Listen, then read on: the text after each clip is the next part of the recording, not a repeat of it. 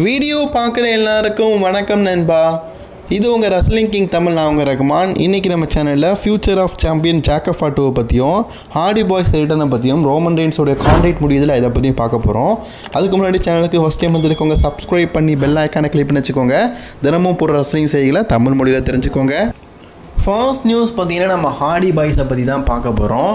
Jeff and mat Hardy பார்த்தீங்கன்னா போன வருஷம் AEW கூட ஒரு பெரிய பிரச்சனை ஏற்பட்டது. ஜெஃப் ஹார்டி போயிட்டார், மேட் ஹார்டியும் போயிட்டார். இப்போ ரெண்டு பேருமே AEW இல்லை. அப்போது அவங்க WWEக்கு ரிட்டர்ன் ஆகிறதுக்கு வாய்ப்பு இருக்குது, பாசிபிலிட்டி ரொம்ப அதிகமாக இருக்குது அப்படிங்கிற செய்தியெல்லாம் இருந்தது. நம்ம சேனலில் கூட சொல்லியிருப்போம். பட் ஆனால் அவங்க ரெண்டு பேருமே பார்த்தீங்கன்னா TNA ரெஸ்லிங் கம்பெனியை ஒரு 5 மாதத்துக்கு முன்னாடி பார்த்தீங்கன்னா தேர்ந்தெடுத்துட்டாங்க. பட் ஆனால் நமக்கு கிடச்சிருக்கிற செய்தி பார்த்தீங்கன்னா ஜெஃப் அண்ட் மேட் ஹார்டி ரெண்டு பேருமே பார்த்தீங்கன்னா ஸ்டில் வந்து Triple H கிட்டையும் WWEடைய கான்ட்ராக்டும் இருக்க தான் செய்கிறாங்க. அதாவது கான்ட்ராக்டில் இருக்கிறாங்க. கூடிய சீக்கிரம் பார்த்தீங்கன்னா அவங்க WWEக்கு வரதுக்கான வாய்ப்புகள் இருக்குது அப்படிங்கிற மாதிரி சொல்லப்படுது. அதாவது இப்போ ரெண்டு பேர் ஜெஃப் அண்ட் மேட் ஹார்டி பார்த்தீங்கன்னா TNA ரெஸ்லிங் கம்பெனியில் சண்டை போடுறாங்க. சரிதான், TNAக்கும் WWEக்கும் ஒரு நல்ல பாண்டிங் இருக்குது, அதுவும் உண்மை தான். பட் ஆனால் அவங்க ரெஸ்லர்ஸோடைய விருப்பம் அப்படிங்கிறது ஒன்று உண்டு. அவங்களுக்கு TNA கான்ட்ராக்ட் முடிஞ்சுட்டு அதிகமான சம்பளம் தேவைப்பட்டது அப்படின்னா WWE பார்க்க போனாங்கன்னா நல்லா காசு கொடுப்பானுங்க. ஸோ WWEக்கு வந்து சேர்கிறதுக்கு வாய்ப்பு இருக்குது. இப்போ ஹார்டியும் சரி ஜெஃப்பையும் சரி தனித்தனியாக பார்த்தா இப்போ வயசாகிட்டு கஷ்டம்தான். பட் ஆனால் ரெண்டு பேருமே டேக் டீமாக இருந்தால் டேக் டீம் டிவிஷன் பார்த்தீங்கன்னா ரொம்ப பாப்புலராகவும் அந்த டிவிஷனில் இவங்க இருந்தாலே பார்த்தீங்கன்னா ஒரு ஃபேமஸ் தான். ஸோ அதனால் பார்த்தீங்கன்னா இவங்க ரெண்டு பேருமே பார்த்தீங்கன்னா WWEக்கு வரதுக்கு ஆசைப்பட்றாங்க. WWEயும் இப்போ TNAயும் பார்த்தீங்கன்னா ஒரு கிராஸ் ஓவராக ஒரு டீமாக இருக்கிறாங்க. ஒருவேளை TNA மனசு வச்சு நீங்கள் NXTக்கு போயிட்டு வாங்க அப்படின்னு சொன்னாங்கன்னா NXTக்கு போய் இவங்க சண்டை போடுறதுக்கும் வாய்ப்பு இருக்குது. அது மூலியமாக WWEக்கு வர வாய்ப்பு இருக்குது. அப்படி TNA மனசு வைக்காமல் நீங்கள் WWEக்குலாம் போகக்கூடாது, TNA தான் சண்டை பண்ணணும் அப்படின்னு நினச்சாங்க கூட WWEடைய கான்ட்ராக்ட் பார்த்தீங்கன்னா TNAக்கு இருக்குது. ஆனால் ஜெஃப் ஹார்டியோடைய கான்ட்ராக்டும் மேட் ஹார்டியோட கான்ட்ராக்டும் TNAல 1 year தான். அது முடிஞ்சதுக்கப்புறமா அவங்க WWEக்கு வரதுக்கான வாய்ப்புகளும் இருக்குது. ஸோ அது மட்டும் இல்லாமல் சமீபத்தில் வந்து ஜெஃப் அண்ட் மேட் ஹார்டி வந்து ஒரு விஷயம் சொல்லியிருப்பாங்க. நாங்கள் வந்து AEW தவிர எல்லா விதமான ரெஸ்லிங் கம்பெனியில் வந்து டாக் டீம் டைட்டில் வந்து வின் பண்ணிட்டோம். இப்போ WWEயில் கூட பார்த்தீங்கன்னா நாங்கள் talk team championship, world talk team championship, WWE talk team championship, இப்போ இருக்கிற வேர்ல்டு டைட்டில்லாம் அப்போவே இருந்தது, அப்போவே அவங்க வின் பண்ணிட்டானுங்க. ஸோ அதே மாதிரி ஸ்மாக்டவுன் டாக் டீம் சாம்பியன்ஷிப்பு, ரா எல்லாமே வின் பண்ணிட்டோம். இது வரைக்கும் வின் பண்ணாததுன்னா தேர்ட் பேண்டான NXTயில் தான் நாங்கள் வந்து டாக் டீம் சாம்பியன்ஷிப் வின் பண்ணலை. அதை வின் பண்ணுறதுக்கே எங்களுக்கு ஆசையாக இருக்குது அப்படிங்கிற மாதிரி சொல்லியிருப்பாங்க. அதாவது ஆடியன்ஸ் கெப்பாசிட்டி இல்லாமல் சாம்பியன்ஷிப் எங்களுக்கு வேணும் அப்படிங்கிற மாதிரி சொல்லியிருப்பாங்க. ஒருவேளை TNA பார்த்தீங்கன்னா மனசை வச்சு WWE பக்கம், அதாவது NXT பக்கம் அவங்க ஒரு கான்ட்ராக்ட் இருக்காங்கல்ல, நீங்கள் TNAல போய் சண்டை போட்டுட்டு வாங்க அப்படின்னு சொன்னாங்கன்னா ஜெஃப் அண்ட் மேட் ஹார்டி வந்து அவங்களுடைய ஆசையை நிறைவேற்றும் விதமாக TNAக்கு வந்து டாக் டீம் சாம்பியன்ஷிப்பை வின் பண்ணலாம்.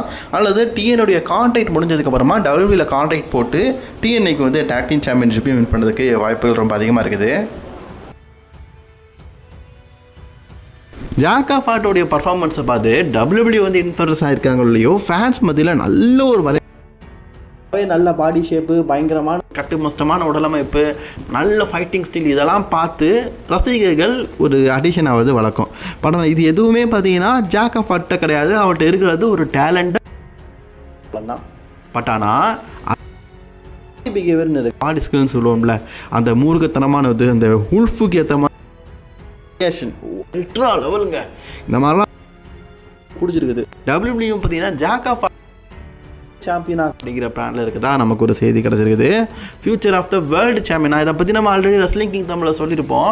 ஃபியூச்சர் ஆஃப் த WWEடைய சாம்பியன் அப்படா பார்த்தீங்கன்னா ஜாக் ஆஃப் ஆட்டோ ஆகிறதுக்கு வாய்ப்பு இருக்குது அப்படிங்கிற மாதிரி சொல்லப்பட்டது. ஜாக் ஆஃப் ஆட்டோவை பொறுத்த வரைக்கும் WWE பார்த்தீங்கன்னா ஒரு ஸ்லிம் ஆக்கிறதுக்கும் முயற்சி பண்ண போகிறாங்க அப்படிங்கிற செய்தியும் கிடச்சிருக்குது. உதாரணத்துக்கு பிரான் ஸ்ட்ரோமன்லாம் பார்த்தீங்கன்னா வந்து எப்படி இருந்தார், இப்போ ஆளே பார்த்தீங்கன்னா மான்ஸ்டர் லெவல் ஆகிட்டார். ஸோ இது மாதிரி ஜாக் ஆஃப் ஆட்டையும் பார்த்தீங்கன்னா கொஞ்சம் புஷ் பண்ணி அவருடைய உடலமைப்பை மாற்றி கொஞ்சம் இப்போ ரோமன் ரெயின்ஸ் மாதிரி இல்லாட்டாலும் ஓரளவுக்கு பார்த்தீங்கன்னா உடம்பெல்லாம் கொஞ்சம் கஷ்டமாக ஆகிட்டாங்கன்னா ஜாக் ஆஃப் ஆட்டோ அதுலேயும் பர்ஃபெக்டாக இருப்பார். ஆல்ரெடி ஃபைட்டிங் ஸ்கில்லே பார்த்தீங்கன்னா எல்லாருமே துவம்சம் கட்டுறாரு. இப்படிப்பட்ட உடம்பை வச்சுட்டு சண்டை போட முடியுமா? நம்ம கெவின் ஓவன்ஸை பார்த்து கேட்போம்ல, தொப்பை வச்சுக்கிட்டு நீ குதிப்பியான்னு, நான் டைவே அடிப்பேன்டான்னு சொல்லிட்டு கெவின் ஓவன்ஸ் வந்து எப்படி சண்டை போடுறாரு. அதே மாதிரி இவர் பார்த்தீங்கன்னா அல்ட்ரா டைவ்லாம் அடிக்கிறாரு. கெவின் ஓவன்ஸ் ஒரு டைவ் அடிச்சார்னா இவர் 10 டைவ் அடிக்கிறாரு. அந்த அளவுக்கு பார்த்தீங்கன்னா ஜாக் ஆஃப் ஆட்டோ வந்து பர்ஃபார்மன்ஸ் பேஸில் செமையாக இருக்கார். ஸோ நம்மளை மாதிரி தொப்பை வச்ச ஆட்களுக்கும் பார்த்தீங்கன்னா, அதாவது என்ன மாதிரி தொப்போச்சாரிகளுக்கும் பார்த்தீங்கன்னா ஜாக் ஆஃப் ஆட்டோவை பார்க்கும்போது சரி நம்மளும் ஒரு எப்படி சொல்ல சண்டை போடுறதுக்கு உடலமைப்பெல்லாம் பயங்கரமாக இருக்கணும் தேவையில்லை, ஸ்கில்ஸ் தேவை போதும் அப்படிங்கிறது நல்லாவே தெரியுது. ஜாக் ஆஃப் ஹார்ட்டு அந்த தொப்பையெல்லாம் குறைச்சிக்கிட்டு வெயிட்டெல்லாம் ஸ்லிம் ஆக்கிட்டு பயங்கரமாக இருந்தாருன்னு வைங்களேன், உண்மையிலேயே செம்மையாக இருக்கும். ஸோ வெயிட் பண்ணி பார்ப்போம். WWE பார்த்தீங்கன்னா ஓவர் வெயிட்டாக இருந்த பிரான் ஸ்ட்ரோமனையே ஸ்லிம் ஆக்கும்போது ஜாக் ஆஃப் ஹார்ட்டு ஆக்க மாட்டாங்களா? ஆக்கிறதுக்கு வாய்ப்பு இருக்குது. Jack of Hart future of the undisputed champion அல்லது வேர்ல்ட் ஹெவிவெயிட் சாம்பியன், இதில் எதை வின் பண்ணால் நல்லாயிருக்கும் அப்படிங்கிறத வெயிட் பண்ணுங்கள். கண்டிப்பாக இது கூடிய சீக்கிரம் நடக்க தான் பார்த்தீங்கன்னா அன்டிஸ்பியூட்டட் சாம்பியன் அல்லது வேர்ல்டு சாம்பியனை பார்த்தீங்கன்னா கூடிய சீக்கிரம் வாங்க தான் போகிறாரு. இப்போதைக்கு பிளட் லைன் கூட ஒரு ஸ்டோரி லைன் போயிட்டு இருக்குது. அது நெக்ஸ்ட் இயர் ரசல்மனியா வரைக்கும் போகும். அதுக்கப்புறமா ஜாக் ஆஃப் ஹார்ட்டோ பார்த்தீங்கன்னா பிளட் லைன்லேருந்து ரிமூவ் ஆகி கண்டிப்பாக ஜாக் ஆஃப் ஹார்ட்டுக்கும் சோலோ சிக்கோக்கும் ஒரு மேட்ச் நடக்கும். ஸோ அப்போ ஜாக் ஆஃப் ஹார்ட்டு பார்த்தீங்கன்னா ஒரு சிங்கிள் கெரியருக்கு போவார்.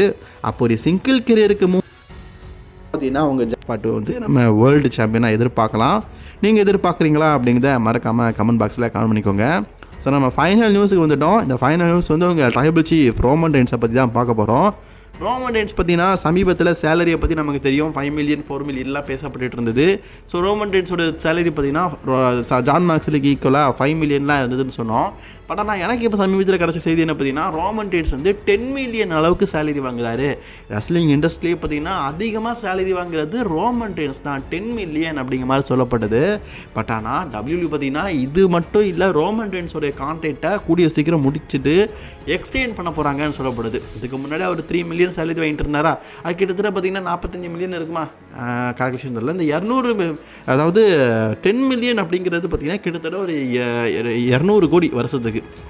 அந்த அளவுக்கு பார்த்தீங்கன்னா ரோமன் ரெயின்ஸ் வந்து கூடிய சீக்கிரம் சம்பளம் வாங்க போகிறாருன்னு சொல்லப்படுது.